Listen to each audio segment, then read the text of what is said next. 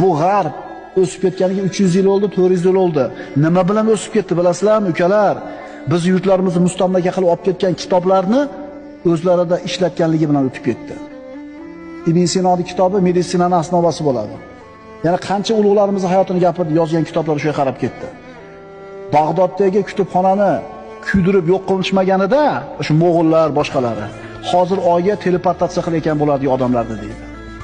Shunaqa katta ilmni yo'q qilib tashlashgan. Kitobda edi shu ilmlar. Britaniyalik o'rtacha bir inson yiliga 700 bet kitob o'qir ekan. 700 bet. Bu o'rtacha olgani. Ko'p o'qiydigani bor, o'qimaydigani bor. O'rtachasini olganda bitta britaniyalik kishi yiliga 700 bet narsa o'qir ekan. Endi bunga taqqoslab turib, musulmon mamlakatlaridan Misr olingan. Misrni o'rtacha bir odami bir yilda qancha varaq narsa o'qiydi desa, o'rtacha 2,5 varaq ekan. 2,5 varaq. O'sha Misrdagi 2,5 varaq o'qiyotgan odam bizning birodarimiz, biz musulmon